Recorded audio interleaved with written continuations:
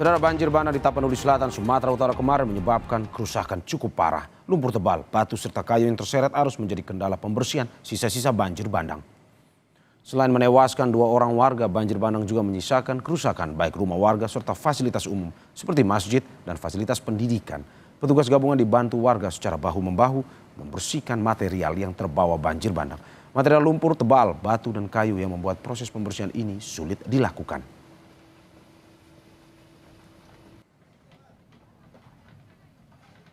Beberapa unit rumah rusak dan korban jiwa.